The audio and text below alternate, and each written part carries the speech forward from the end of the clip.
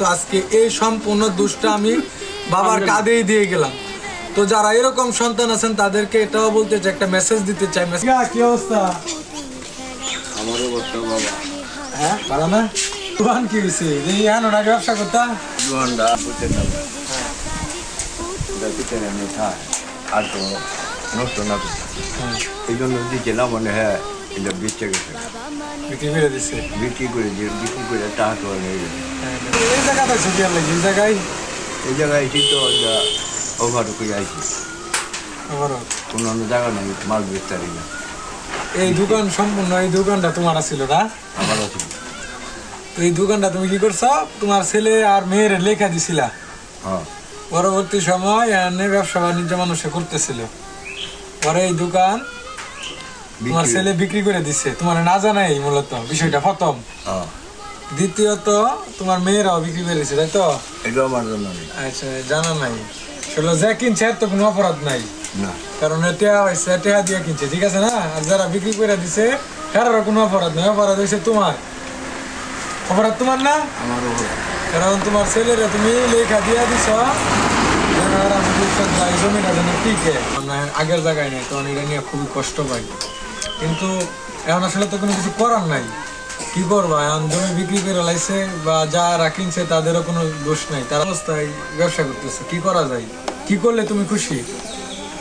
আমার একটা ঘর করে দেবেন খুশি। কি ঘর? একটা ছাপ রইবেন নেই দিব, মানে একটা চাল তুললা সহি যেন বলতে পারে এরকম একটা ঘরের প্রয়োজন, তো কেমন টাকা লাগতে পারে? টাকার কমপক্ষে 20,000। 20,000 টাকা লাগবে? এত টাকা লাগবো? 20,000 কম মুহূর্তে আসলে ওনার সম্পত্তি থাকা সত্ত্বেও সম্পত্তি নাই বলা যায়, এরকম একটা অবস্থানে আপনি আছেন। যাক মতিকা আসলে ব্যবসা দেন, নিজের যে মালগুলো আছে এই মাল অল্প মাল। এখন আমার যারা বন্ধু বান্ধব এবং মতিকার বিষয়ে সবাই জানো, আমি চাই হচ্ছে মতিকার এই মুহূর্তে সামনে আরেকটা দোকান আছে ছোট, ডাল নাই কোনো কিছু, বাইরে বসে বৃষ্টির জন্য বসতে পারে না। তো মতিকারে যদি আমরা একটা ছোট একটা চাল 20,000 টাকা মনে হয় না লাগবে, তারপরে 20,000 টাকার মতো বলছে। আমার বন্ধু বান্ধবের কাছে আমার একটা রিকোয়েস্ট থাকবে, এই মতিকাকা যাই হোক, উনি যেরকমই হোক, উনি বৃদ্ধ মানুষ। একটা মানুষ সবার কাছে ভালো হইতে পারে না, আর একটা মানুষ সবার কাছে খারাপ হইতে পারে না। একটা মানুষ কারো কাছে খারাপ, কারো কাছে ভালো, এটাই মানুষের জীবন। মানুষ সবার কাছে ভালো থাকতে পারে না। মতিকাকার প্রতি অনেকের মন খারাপ থাকতে পারে, যার শরীরে সম্পত্তি থাকার পরে আজকে কেন বাহিরে, এটা নিজের দোষ হিসাবে মানুষে তোমারে দেখছি নিচুভাবে কথা বলে। আসলে সন্তানরে সম্পত্তি লিখে দেওয়ার কারণ থাকে হচ্ছে যে অনেক ঝামেলা থাকে, যার কারণে আসলে বাবা সন্তানকে জায়গা মানে লিখে দেয়। পরবর্তী সময় আমি এই জিনিসটা দেখছি, যারা সন্তানকে জীবিত অবস্থায়, আমি এই জিনিসটা খুব দেখছি, জীবিত অবস্থায় যারা সন্তানকে জায়গা লিখে দেয় তারা আসলে সন্তানের ভাত খাইতে পারে না। এটা আমি একদম বাস্তব। এখন পর্যন্ত যতগুলা জিনিস দেখলাম সব জায়গায় সেম কাহিনী করছে। ব্যবসা করতে চাই, ওনার এখন দোকান নাই। 4টা দোকান ছিল, 4টা দোকান করছিল, এখন হয়তো বা দুর্ঘটনাবশত বা ওনার সন্তানরা যাই হয়তো বা সমস্যার কারণে বিক্রি করে দিছে। এখন ওনার ছোট্ট একটা দোকানের প্রয়োজন, ছোট্ট একটা দোকানের জন্য ওনার এভারেজে 10 থেকে 20,000 টাকা প্রয়োজন।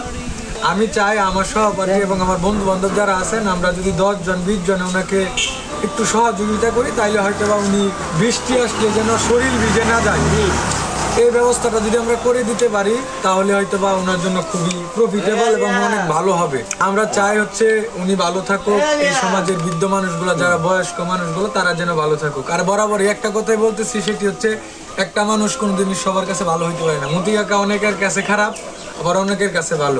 আমার কাছে চাচা, বৃদ্ধ বয়স্ক চাচা যত খারাপ হোক, আমার কাছে অনেক ভালো, অত্যন্ত শান্ত স্বভাবের। এবং আমার সহপাঠী এবং আমার বন্ধু বান্ধব যখন মতিকাকার কাছে আসছে, এত আন্তরিক ছিল যা বলার মতো। মানুষ কিভাবে ভালো থাকবে সেই বিষয়গুলো যদি ভাবি, তাহলে আসলে আমাদের সমাজ এবং রাষ্ট্র সকল কিছু অবকাঠামোর পরিবর্তন আসবে। আসলে আজকের এই ভিডিও থেকে যে আর্নিং বা এই ভিডিও দেখে যদি কেউ সহযোগিতা করে, তাহলে ইনশাল্লাহ সবটাই তুমি পাইবা। এবং আমি বারবার বলতেছি, আমার সহপাঠী যারা একদম মতিকাকারের কাছ থেকে দেখছো, চিনো, আমি চাই এই সময়টাতে মতিকাকা খুব দুঃসময় যাচ্ছে, যা হচ্ছে ওনার সাথে যদি আমি কথা বলি, উনি সবসময় কান্না করে আসলে। এবং যখন বাজারের মানুষ আসে, ওনাকে হেয় প্রতিপন্ন ভাবে কথা বলে যে তোমার সন্তান তোমার জায়গা বিক্রি করে লাইছে, দোষটা তো তোমারই। যখন এই কথাগুলো একটা পিতা শুনে বা একটা বাবা শুনে, এটা যে বাবার জন্য কত কষ্টের এটা আসলে বলার মতো না, এটা আসলে আমি নিজে বুঝি। তো যাক, আমি চাই আসলে একজন বাবা, একজন চাচা, একজন বন্ধু, ভাই, যারা সিনিয়র জুনিয়র আছেন সবার কাছে যার যেই সম্পর্ক মতি চাচা, ওই জায়গা থেকে আমরা মতি চাচার মতো যারা আছে তাদের পাশে থাকবো। আজকের ভিডিওটা এখানে পর্যন্তই। আর যারা মুরব্বীরা আছেন, আমি আপনাদের কাছে একটা রিকোয়েস্ট থাকবে, জীবিত অবস্থায় আসলে সন্তানকে আসলে জায়গা লিখে দেওয়ার কোনো প্রয়োজন নেই, কারণ আপনার সম্পত্তি আপনার সন্তান অটোমেটিকলি পাবে। সমাজ বা এই দেশে যতগুলা মানুষ এখন পর্যন্ত সন্তানকে জায়গা লিখে দিছে, তার আজ পর্যন্ত সেই বাবা সন্তানের ভাত খেতে পারে নাই। এটা চিরন্তন বাস্তব, এটা আমরা দেখে আসছি। আর আসলে এই জায়গাটা যারা কিনছে তাদের কোনো দোষ নাই, এবং যে বিক্রি করছে তারও কোনো দোষ নেই। সম্পূর্ণ দোষ আমি আজকের এই ভিডিওতে আসলে একজন বাবার কাজে দিয়ে গেলাম। কারণ বাবা যদি সন্তানকে জায়গা লিখে না দিত তাইলে হয়তো বা বাবার আজকে এই দিন দেখতে হতো না। বাবার পিছনে সন্তান হয়তো বা যেই বাবার জন্ম দিচ্ছে আসলে সেই বাবার ঋণ আপনার কোনো দিনই শোধ করার সুযোগ নাই। এবং বাবা যত অন্যায় করুক, বাবা অলওয়েজ বাবা, বাবা সবসময় বাবা, বাবার ঋণ পরিশোধ করার কোনো সুযোগ নাই। তো বয়স তো শেষ। মানুষের আসলে বাঁচার জন্য টাকা প্রয়োজন কেন? মানুষ যেন কিছুদিন ভালো থাকতে পারে। মরার পরে তো আর টাকার প্রয়োজন নেই। প্রয়োজন আছে? মরে যাওয়ার পরে 3 হাত জায়গার মধ্যে মাটি হবে, কোনো শিরুম নাই। রাস্তাঘাটে হইতে পারে, মৃত্যু রাস্তায় হইতে পারে, কোনো জায়গায় পানিতে হইতে পারে, এরকম জায়গায় মরতে পারো, তোমার হাড্ডিও খুঁজে পাওয়া না যাইতে পারে। আসলে বাঁচার জন্য শুধু মানুষের জীবনে একটু শান্তির জন্য টাকার প্রয়োজন। তো আসলেও যারা এই বিষয়গুলা বুঝেন তারা জানেন, আমি চাই এই মতিগাখারি নিয়ে যারা আসলে হেয় প্রতিপন্ন করেন, কথা বলেন মজার ছলে, আসলে বাবা যখন সন্তানের বিষয়গুলো আপনারা বলে যান যে তোমার সন্তানই তো বিক্রি করে ফেলেছে, তখন আসলে বাবা এটা নিতে পারে না। বাবার যে কত কষ্ট হয় এটা আসলে মতিকাকা হয়তো বা হাসি মুখে এটা মানে গ্রহণ করে, কিন্তু মতিকাকার দিকে যখন আমি তাকাই আমার জায়গা থেকে, আমি তখন বুঝতে পারি যে আসলে বাবা যে এটা কত কষ্টের। যাক চাচা, আমি দেখি যে আজকের এই ভিডিও থেকে আসলে ভালো মানুষ তো আছে, ভালো মানুষ আছে না? গত একটা ভিডিওতে তো মোটামুটি তোমাকে সহযোগিতা করছিল।